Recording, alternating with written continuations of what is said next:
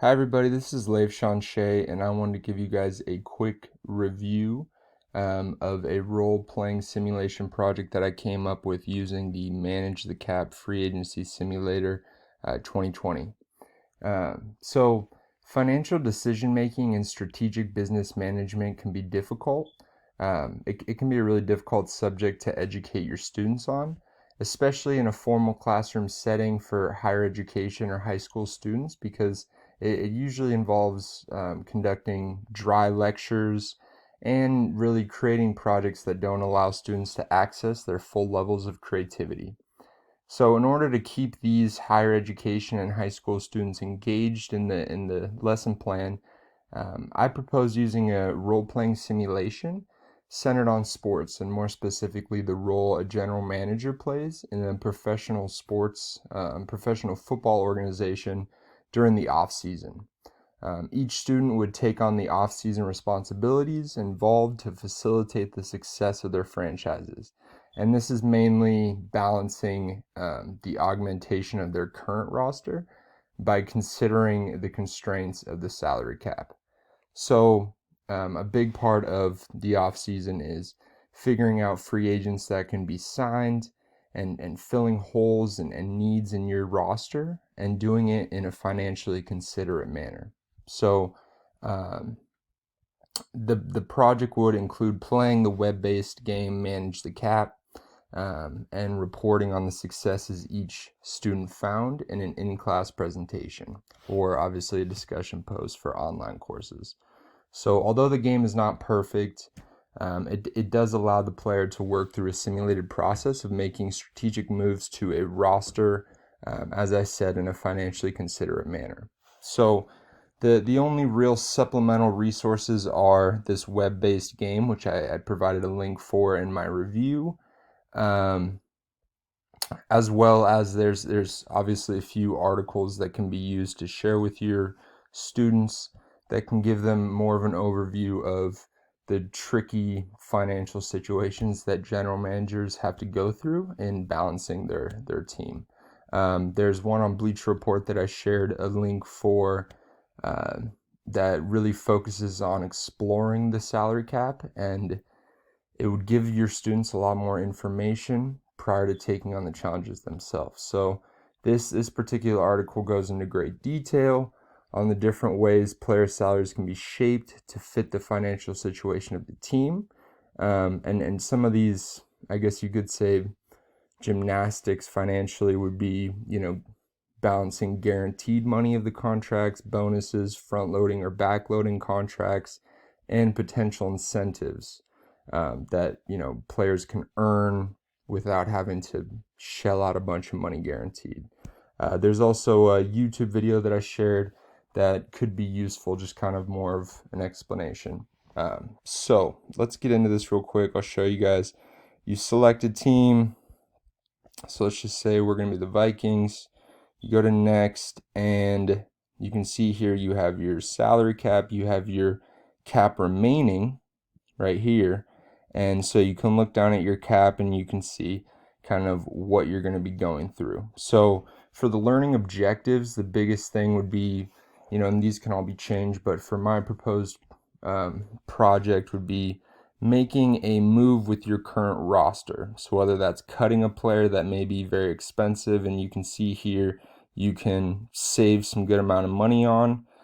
So if we were to cut, Anthony Harris, we'd save $11 million. And as you can see, we only have 24 million remaining in our cap space. Is not very much to be able to sign players. So you can cut players. I think you should be able to restructure players. And one of the learning objectives is to do one of these moves. So let's just say for our little simulation, we're going to cut Anthony Harris and save $11 million. So we're going to go to the next step. You can see what the other teams in the simulation are doing. So the next one is to go ahead and re-sign players. So as you can see, there's the impact of getting Anthony Harris off of our team. We now have 36 million cap space remaining. And so you can go ahead and resign players. So the next learning objective is to have your students sign at least a minimum or at least 2 pending free agents and agree on acceptable terms. So let's say we give him, $5 million, right? So we'll give Rashad Hill $5 million, let's say over 2 years, and we'll give him 15% guaranteed. So let's see. So he accepted. Awesome. So now you can see the impact. We have 32,000 and we re-signed one of our offensive tackles. So let's say as well, maybe we want to pick Anthony Harris back up and we want to only pay him, let's say 13 million. And we'll make that over 3 years and we'll give him a little bit more guaranteed. So let's say 30%. So he accepted as well. Wow, we're pretty lucky. So we actually have less than we started out with, but that's okay. We're just kind of walking through things here. So you can see what the other teams did. So now you have free agents that are available. So you can see here that for our team, we need a cornerback, we need a wide receiver, we need edge, we need offensive lineman, defensive lineman, and maybe a backup running back. So we're going to look through here. We're going to see, we got some edge guys. Obviously, the guys at the top are going to be the most expensive. And so the third learning objective that I proposed is to have your students sign at least 4 of the free agents. So to tackle as many of these team needs as possible. So you go ahead and you make your moves, same sort of thing as before. Let's make an offer, boom, boom, boom, same sort of thing. So the last learning objective really is just to go ahead and see, if you can not exceed that salary cap.